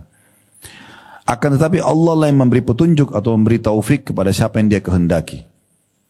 Sampai Ali radhiyallahu anhu mengatakan, kalau seandainya ada orang yang Allah mudahkan lisannya istighfar, berarti Allah mau pengampunan buat dia. Kalau ada orang yang dia termudahkan mau sedekah, Allah berarti mau dia mendapatkan pahala sedekah. Dia bangun malam, dia sholat, berarti Allah mau dia mendapatkan pahala itu. Dia haji dan umroh, dia segera melangkah, maka Allah mau dia mendapatkan pahala itu. Dan beruntunglah orang yang segera meraih kesempatan-kesempatan dan peluang itu. Belum tentu terulang. Dan apa saja harta yang baik yang kamu nafkahkan di jalan Allah, maka pahalanya itu untuk kamu sendiri. Allah nggak butuh. Hapus persepsi Bapak Ibu sekalian kalau Allah butuh dengan ibadah kita. Kenapa ada banyak orang Bapak Ibu sekalian kalau sholat buru-buru, Allah Akbar, Allah Akbar, Allah Akbar, buru-buru. Kalau mau berinfak perhitungan, baca Quran ya sulit sekali, nanti kalau ada kesempatan saja. Karena dia pikir Allah butuh. Sholat pun kayak hanya store kewajiban saja. Allah nggak butuh, yang butuh kita. Allah nggak butuh. Kita biar dari lahir, dari bayi, kan bayi tidak bisa bicara, belum bisa bicara. Tapi kalau kita dibuat bisa bicara, sudah bisa sholat dan macam, sampai kita mati umur 100-200 tahun pun tidak ada manfaatnya buat Allah amal itu. Untuk diri kita sendiri. Allah nggak butuh. Allah punya miliaran makhluk yang menyembah. Kan kita kufur, Allah nggak butuh. Kita yang butuh. Allah itu ghani, zat yang maha kaya, nggak butuh sama kita. Kita yang merengek, kita yang butuh. Jadi jangan pernah merasa diri, oh Allah butuh sehingga hanya sholat hanya sekedar store kewajiban dan segala macam ini. Harus perbaikin persepsi kita ini. Ya. Jadi setiap kali sholat, yakinkan dan tanamkan dalam diri kita, ini saya akan dapat pahalanya. Saya nggak mau sia-siakan. Jangan berikan kesempatan syaitan mencuri 1 detik pun. Nggak boleh. Konsentrasi, fokus. Gitu. Lagi mau berinfak, ada negosiasi sama syaitan, jangan layani, tolak bisikannya. Keluarkan saja, gitu kan. Selalu eksekusi saja perbuatan baik itu. Semua bisikan yang mengajak kita untuk menunda amal soleh, apalagi meninggalkan dari syaitan, pasti udah. Semua bisikan agar kita segera mengerjakan amal baik berarti dari para malaikat yang Allah perintahkan untuk mengingatkan hamba Allahnya. Kayak misalnya lagi azan, ada bisikan untuk sholat, itu dari malaikat. Ada bisikan yang mengatakan, nanti aja, suruh tunda, itu dari syaitan. Begitu poinnya. Lalu Allah mengatakan, dan janganlah kamu membelanjakan sesuatu melainkan karena mencari keridhaan Allah. Ikhlas. Kalau riya tidak ada gunanya. Kalau hanya untuk pamer tidak ada manfaatnya. Habis energi, habis harta. Ada orang begitu ya, dia sholat malam, sudah khusyuk kepada Allah. Besok syaitan bisikin riak-riak. Sama teman-temannya, ketemu teman-teman lalu cerita, kamu semalam tahajud gak? Saya tahajud loh. Gak ada yang nanya, gak ada yang apa. Jadi subhanallah, yang semalam suntuk dia khusyuk hilang hanya karena lisannya ucapin kata-kata. Untuk apa? Ada teman aja kita, itu orang miskin tuh mau dibantu. Oh saya sudah bantu kok dia. Nggak, oh ya terima kasih sudah ingatin. Kasih aja lagi, selesai. Nggak perlu orang tahu apa yang sudah kita kerjakan. Kalau orang-orang, kalau bapak ibu niat mau riya, saya ajarin caranya. Gampang. Daripada sholat malam semalam suntuk dari jam 3 sampai subuh, udah khusyuk segala macam, besok aja sama teman, nggak usah. Sekarang ibu targetnya siapa? Oh ibu ini, ketuk rumahnya jam 3, bu saya mau sholat, lihat. Iya selesai. Ngapain tunggu besok? Repot-repot. Kan buang-buang waktu kan? Langsung aja pada saat itu. Gitu. Sekalian dapat dosa masuk neraka nanti. Jadi untuk apa? Kontrol lisannya, jangan ngomongin. Ibadah yang sudah dikerjakan lupakan. Allah sudah catat, malaikat sudah catat, tinggal terima pahalanya. Udah lupain. Bahkan kadang-kadang sudah lewat sekian tahun pun syaitan masih goda kita untuk cerita. Sekarang 10 tahun lalu kita haji. Tidak pernah kita cerita sama orang. 10 tahun kemudian ada orang yang cerita, oh kemarin saya waktu tawaf itu tersentuh nangis. Setan bisikin, kamu kan juga pernah nangis tuh. Oh ya, saya juga dulu nangis 10 tahun lalu. Habis. Ceritanya habis nih. Hanya karena itu saja. Apa yang didapatkan? Sekarang saya tanya Bapak Ibu sekalian. Kalau kita dipuji sama orang, apa yang kita dapat? Hah? Kenyang perutnya? Tambah cantik? Tambah gagah? Gak ada sama sekali. Gak ada kecuali cuma pujian. Gak ada manfaatnya. Kerupuk lebih bermanfaat daripada pujian itu. Gak ada manfaat. Apalagi kalau kita sengaja kejar. Makanya saya ulangi sini, Allah mengatakan, dan jangan, kata Allah, kamu menafkahkan, membelanjakan sesuatu melainkan karena mencari keridhaan Allah, bukan karena pujian manusia. Dan apa saja harta yang baik, ya, yang baik ini artinya halal dan berkualitas, yang kamu nafkahkan, niscaya kamu akan diberi pahalanya dengan cukup, sedangkan kamu sedikit pun tidak akan dianiaya. Sekarang kalau terutama ibu-ibu lagi beli buah-buahan misalnya di rumah, langsung bagikan, kasih ke PRT kita. Dari yang masih fresh itu masih bagus. Jangan kita makan terus semua sisa-sisa. Ya, ada bahkan sisa gigitan baru kasih ke pembantunya. Kenapa? Kenapa nggak infak dari awal yang bagus? Kenapa sih? Gitu kan. Dahulukan kasih. Saya bilang sama keluarga saya di rumah, begitu kita bawa buah-buahan, makanan, langsung sisipkan, kasih orang-orang ini. Kita nanti makan, justru kita nomor 2 nggak masalah. Dan itu Allah akhirnya dengan begitu menghilangkan perasaan pelit, ya, sifat pelit ini. Dan suka memberi akhirnya. Ya, ini yang kita tekankan dari tadi. 1 jam kita akan bicara masalah jadi dermawan, jadi dermawan. Jangan keluar dari sini lagi jadi bakhil, pelit. Selalu maunya ditraktir terus sama temannya. Traktir orang. Gitu kan. Selalu maunya dikasih hadiah, nggak pernah balas. Piring tetangga datang berisi kembali kosong. Kenapa nggak dibalas? Yang ketawa tahu diri ini ya. Bercanda saya, mudah-mudahan tidak apa. Baik, ayat 72, 73-nya. 2 ayat tersisa nih. Lil fuqara'il ladzina uhsiru fi sabilillahi la yastati'una darban fil ardi yahsabuhumul jahilu aghniya minat ta'affufi ta'rifuhum bisimahum la yas'aluna an-nasa ilhafa. Wa ma tunfiqu min khairin fa innallaha bihi alim. Berinfaklah kepada orang-orang fakir yang terikat oleh jihad di jalan Allah. Kalau ada jihad, infak, bantu. Atau makna lain, semua kantong-kantong kesempatan sedekah, ikut sedekah. Ya. Berinfaklah kepada orang-orang yang fakir yang terikat oleh jihad di jalan Allah. Mereka tidak mendapatkan atau tidak dapat berusaha, tidak bisa bekerja karena mereka lagi berperang di bumi. Orang yang tidak tahu menyangka mereka adalah orang-orang kaya karena memelihara diri dari meminta-minta. Nah ini juga poin penting ya. Jadi ada orang-orang fakir subhanallah, mereka tidak pernah bilang kasih saya. Mulia, kerja, walaupun jual gorengan. Saya berapa kali ketemu bapak-bapak, Masya Allah. Umur 60 tahun, 70 tahun masih mikul gorengan. Itu berapa keuntungannya gitu. Tapi mulia, dia nggak minta sama orang. Ada bahkan pernah saya temukan subhanallah penampilannya sudah miskin. Kita kasih uang nggak mau. Jangan nak, nggak usah. Kalau dia mau jualan, saking mulianya. Orang seperti ini yang paling pantas dibantu. Cari orang-orang seperti ini, sedekah buat mereka. Dan ingat, sedekah itu jauh lebih afdal pada saat kita mencari dan menjemput bola dibandingkan kita didatangi untuk bersedekah. Jadi beda pahalanya antara bapak ibu memang sengaja keluar rumah cari orang miskin untuk sedekah, dengan kita tunggu nanti kapan orang minta baru kita kasih, itu beda banget pahalanya. Lebih afdal yang pertama. Kalau bapak ibu tinggal di satu komplek mewah, ada security, kapan kita ketemu orang miskin tuh? Keluar dari situ langsung masuk tol, ke tempat kerja, ke mall, pulang lagi begitu, ada kita bisa kasih. Paling tukang parkir tuh, security saja. Ya kan gitu. Jadi kita cari mana, memang sengaja. Ya. Saya ambil pelajaran dari ayah saya rahimahullah. Ayah saya mengajarkan saya poin tentang sedekah ini luar biasa gitu.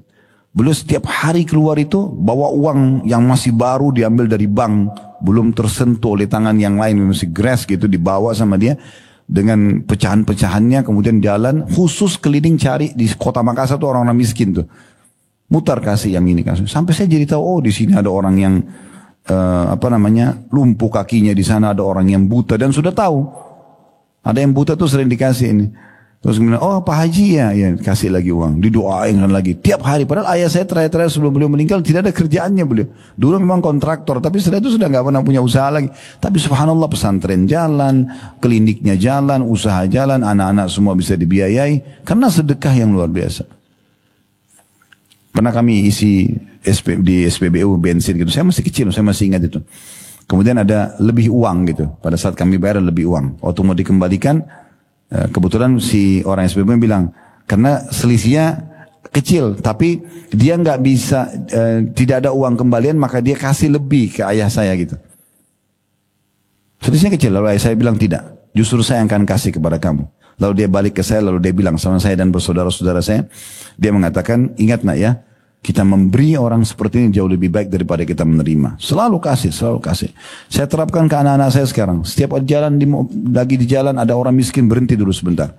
Ke samping, kasih. Jadi sekarang kalau saya jalan, anak-anak pada bilang, abadi itu, ada orang miskin. Mereka ingatkan. Masuk masjid selalu kasih, infak. Mereka sudah tahu minta infak. Antri anak-anak saya, beberapa yang Allah amanahkan, semua pada mau masukin di kota amal. Bagus dari kecil begitu. Ke sekolah, nak kasih teman-temanmu, beri makan. Jadi anak-anak sekarang suka memberi. Bagus sekali. Ada satu bapak pernah datang kepada saya, unik sekali. Saya tidak terlalu kenal beliau, tapi beliau datang, beliau ceritakan programnya. Yang mudah-mudahan tidak riak, tapi saya melihat ini bagus. Jadi dari anak-anaknya masih kecil, dan dia pun begitu, dia kerja, tapi kalau Sabtu Ahad dia sepakat sama istrinya untuk semampu mereka bungkus sembako ya. Ada beras, gula, dan segala kebutuhan, 9 kebutuhan pokok yang biasa diingkat dengan sembako itu ditaruh di mobil sama dia. Berapa yang dia bisa, terus diajak anak-anaknya. Dia bilang, saya Ustaz jalan di tol Cikampek, di tol mana, terus ya udah saya sepakat sama istri, kita keluar sini aja, keluar sini, terus masuk di gang-gang, ketemu siapa orang miskin kasih. Tiap Sabtu Ahad begitu. Anak-anaknya sekarang tumbuh besar, semuanya suka dengan kegiatan sosial. Itu yang ditanamkan. Sesekali Bapak Ibu coba buat program ini. Jangan selalu cuma mall dan tempat bermain saja. Bukan tidak boleh-boleh. Tapi coba buatin program anak-anak. Beli snack-snack, beli apa gitu ya. Terus ajak mereka untuk bungkus di rumah. Bungkus, misalnya anak ada 2 atau 3. Satu anak misalnya punya 10 bungkus. Terus kemudian ajak, ayo hari ini ayah atau ibu mau ajak satu tempat yang bagus. Oh di mana? Mau ke mall? Nanti lihat aja. Kita sudah sepakat untuk mendatangi satu rumah anak yatim. Coba datang ke rumah anak yatim itu. Datang ke sana, udah bicara sama pimpinannya, bilang kita mau bawa anak-anak, mau bantu, mau berbagi misalnya. Contoh. Biarin anak-anak yatim itu kumpul, kemudian anak kita yang memberikan. Gitu kan? Dan minta supaya anak-anak yatim ini testimoni, menceritakan bagaimana perasaan tidak ada ibu, tidak ada ayah. Ajak anak-anak kita lihat kamar tidur mereka, kamar mandi mereka di rumah anak yatim itu. Supaya dia tahu nikmat Allah besar sekali sama dia di rumah ini. Karena kadang-kadang anak-anak kita setelah terlanjur kita manjakan, mereka tidak tahu semua itu. Latih mereka agar terbiasa seperti itu. Baik, kita kembali ke tadi. Ya, saya bacakan kembali ayat 273-nya. Berinfaklah kepada orang-orang yang fakir, yang terikat oleh jihad di jalan Allah. Mereka tidak dapat berusaha di bumi, maksudnya tidak bisa bekerja karena lagi jihad. Orang-orang tidak tahu menyangka mereka orang-orang kaya karena memelihara diri dari meminta-minta.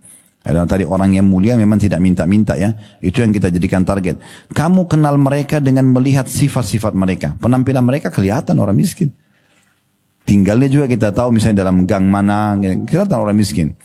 Mereka tidak meminta kepada orang dengan cara mendesak. Dan apa saja harta yang baik yang kamu nafkahkan jalan Allah, maka sungguhnya Allah maha mengetahuinya.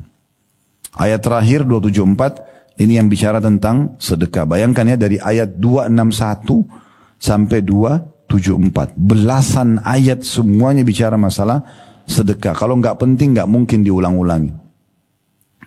Nanti ayat 275-nya itu sudah bicara masalah riba. Haramnya riba dan tidak boleh orang memakan harta riba. Tapi kita sekarang cukup sampai ayat 274 membahas masalah infak ya. Alladzina yunfikuna amwalahum bil-laili wan-nahari sirran wa alaniyatan falahum ajrum 'inda rabbihim wala khaufun 'alaihim wala hum yahzanun.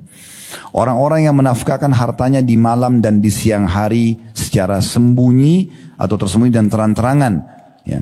Maka mereka mendapat pahala di sisi Tuhan mereka, tidak ada kekhawatiran terhadap mereka dan tidak pula mereka bersedih hati. Dari ayat ini berarti kita disuruh berinfak sepanjang hari. Siang hari itu maksudnya mewakili dari pagi sampai sore.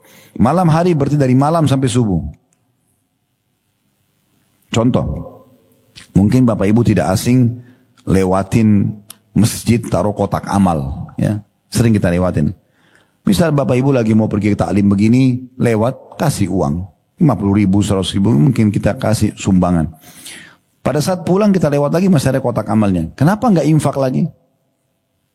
Oh sudah tadi. Itu tadi, mereka sudah catat. Sekarang masih hidup, Allah kasih kesempatan. Mungkin kita lewat 1 meter, tabrakan mati. Mungkin itu amal terakhir. Kenapa nggak kasih lagi? Kasih terus sampai selesai itu kotak amal nggak ditaruh. Atau kalau perlu kita datang selesaikan semua itu tanpa orang tahu gitu. Ini poin yang perlu kita titik beratkan. Baik, ada buku yang saya rekomendasikan. Buku tentang keajaiban sedekah dan istighfar. Ini saya harap dibeli dan dibaca. Dan buku ini sudah saya bedah. Ini bukan karangan saya. Bukan juga penerbitan kami gitu. Cuman buku ini saya lihat sangat bagus. Setengah buku ini membahas tentang keajaiban sedekah, setengah lagi membahas keajaiban istighfar. Dua hal ini kalau Bapak Ibu pegang sudah, saya jamin insya Allah bahagia dunia, bahagia akhirat. Dapat derajat tinggi dunia, derajat tinggi di akhirat. Suka sedekah dan suka istighfar. Selesai. Ya, dosanya dimaafkan, rezekinya jadi banyak, kan begitu. Nah di sini saya akan bacakan. Sini berisi bagus sekali. Kalau masalah sedekah dibahas tentang apa itu sedekah, perkataan para ulama salaf, dalil-dalilnya, apa yang didapatkan kalau sedekah itu. Kemudian juga cerita nyata, kisah nyata tentang banyaknya orang yang selamat dari kebangkrutan, sembuh dari penyakitnya, keluar dari permasalahannya karena sedekah. Ada banyak kisah-kisah nyata diangkat. Istighfar juga begitu. Ya, apa itu istighfar? Kapan waktu-waktu yang dilakukan untuk istighfar, gitu kan? Jenis-jenis istighfar, dalil-dalilnya. Kemudian kisah-kisah nyata tentang istighfar itu mendatangkan apa saja. Sekarang karena kita bahas masalah sedekah, saya akan coba bacakan.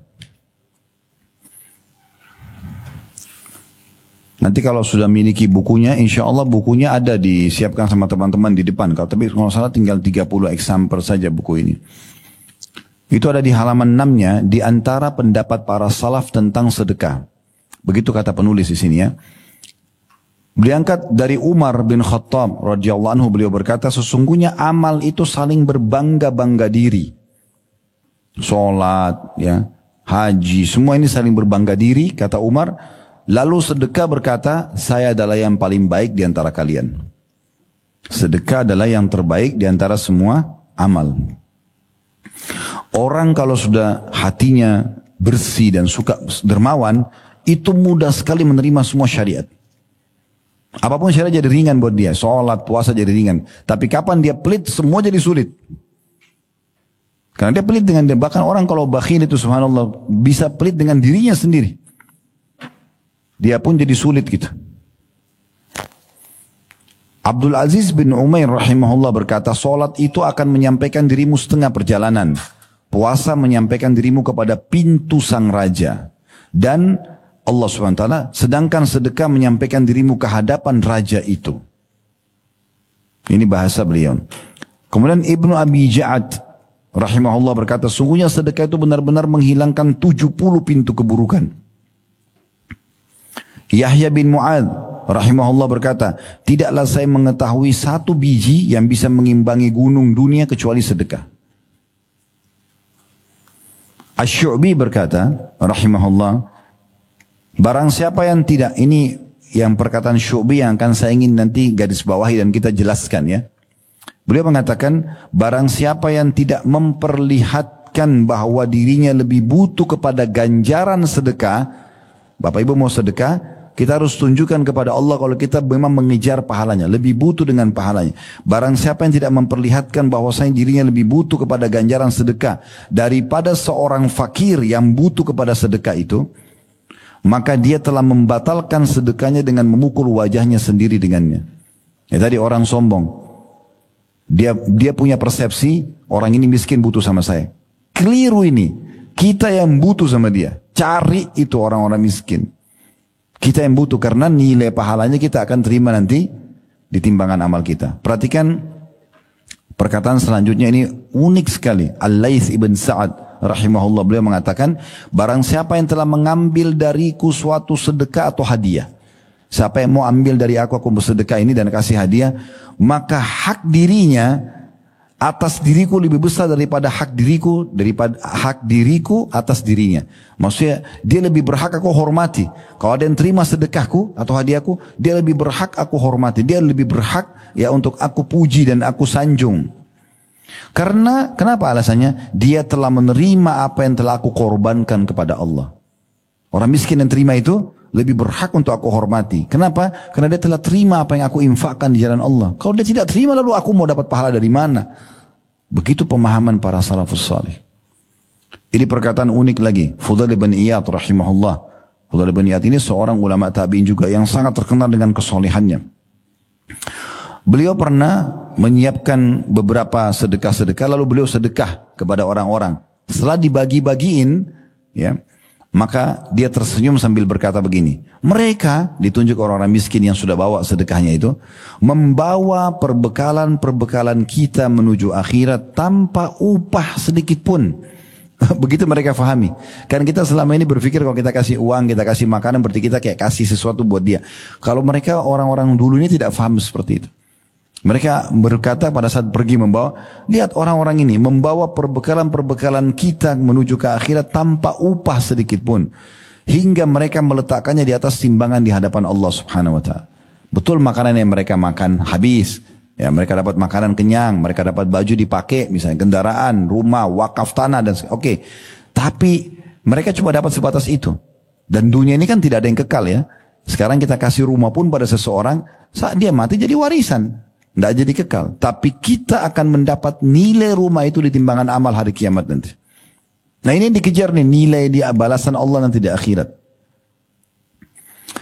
Kemudian Abu Hatim berkata rahimahullah, bakhil itu adalah sebuah pohon di neraka. Bakhil itu sebuah pohon di neraka. Sedangkan ranting-rantingnya ada di dunia. Pohonnya di neraka, rantingnya di dunia. Barang siapa yang bergelantungan pada salah satu dari ranting-ranting itu, niscaya ia akan menjerumuskannya ke dalam neraka. Sebagaimana kedermawanan, ini yang kita tekankan dari tadi, 1 jam lebih, dermawan, jangan perhitungan jalan Allah, tidak usah lihat nilainya, tidak usah lihat penerimanya, kasih aja. Kedermawanan adalah sebuah pohon di surga, di mana ranting-rantingnya berada di dunia. Barang siapa yang bergelantungan pada salah satu ranting-rantingnya itu, niscaya ia akan membawanya ke surga. Dan surga adalah tempat orang-orang dermawan. Kemudian penulis juga mengatakan, apabila salah seorang dari orang-orang soleh didatangi oleh seorang fakir, seraya meminta sedekah kepadanya, maka dia berkata, selamat datang, wahai orang-orang yang hadir untuk membawakan perbekalan kami kepada Rabb kami. Coba bayangkan. Jadi kalau orang miskin datang, mereka enggak cemberut, mereka enggak usir. Selamat datang orang-orang yang mau bawa perbekalan kami ke timbangan ya amal kami kepada Tuhan kami. Disambut luar biasa orang-orang yang minta bantuan itu. Sebagai penutup, ya, ada perkataan Ali radhiyallahu anhu. Beliau berkata begini, barang siapa yang telah diberikan satu harta oleh Allah, Allah kasih kita uang, Allah kasih kita kendaraan, kasih rumah, kasih pekerjaan, kasih pendapatan, mungkin ibu dari suaminya misalnya. Maka hendaklah ia menyambung kekerabatan dengannya. Kita harus tahu ada hak orang lain di situ. Terutama keluarga. Paman, tante, sepupu, semua ini jangan dilupakan. Lanjutkan hubungan dengan mereka. Kata Ali radhiyallahu anhu, siapa yang Allah kasih harta jangan lupa. Nyambung hubungan kekerabatan. Kemudian memperindah jamuan buat tamunya. Wajar makin banyak harta, makin bagus hidangannya. Ya, makin mewah. Sampai sebagian salaf mengatakan, aku menyiapkan makanan kesukaan sahabat-sahabat dekatku 10 orang lebih aku cintai daripada aku sholat semalam suntuk. Karena pentingnya untuk memberikan makanan terbaik buat orang. Jangan bekas-bekas gitu. Ya. Kemudian beliau mengatakan, dan juga harta itu digunakan untuk menolong seseorang yang membutuhkan. Siapa yang minta kasih. Membebaskan tawanan. Nah, biasa kalau terjadi peperangan di masa dulu, untuk menebus tawanan kan dibayar. Nah, kemudian Ibnu Sabil, orang-orang terputus jalan. Datang, kehilangan pekerjaan, segala macam. Ya. Orang-orang fakir miskin, para mujahidin. Dan juga jangan lupa, dia harus sabar atas musibah yang menimpa hartanya. Akan ada ujian datang di harta itu. Ada orang utang gak bayar, kita investasi, bangkrut, itu ada ujiannya. Harus difahami itu kelaziman. Gak ada orang yang tidak pernah ditipu. Siapa di sini yang tidak pernah ditipu? Bisa angkat tangan, kita kasih mikrofon cerita pengalamannya selama hidup gak pernah ditipu, gak pernah digunjing sama orang, gak pernah difitnah. Itu cobaan, kelaziman hidup. Jadi jangan pikir kenapa saya ditipu. Itu ujian, sabar aja. Lalu kata beliau, setelah dia katakan, dan dia bersabar atas musibah yang menimpa hartanya, karena dengan perkara-perkara itu dia akan memperoleh kemuliaan dunia dan kemuliaan akhirat. Ini yang saya bacakan ini dari buku ini baru halaman 6 sampai halaman 7. Sampai halaman 8, baru 2 lembar. Ini bicara masalah infak ini besar sekali, panjang sekali. Sampai di buku ini, ya sampai halaman 68. Dari saya baru baca halaman 6 sampai halaman 8. Makanya saya bilang memiliki buku ini. Masih ada, ini sampai halaman 68 ya. Berarti 60 halaman lagi. Bisa Bapak Ibu baca. Manifestasinya, sedekah itu apa saja yang didapatkan. Kisah-kisah nyata. Bahkan Abdullah bin Abbas radhiyallahu anhu itu menjadikan Bapak Ibu sekalian, kalau ada urusan apapun yang bagi dia belum terpenuhi, doanya belum diijabah, yang pertama lakukan sedekah. Keluar cari fakir sedekah supaya dikabulkan. Saking besarnya kedudukan sedekah itu.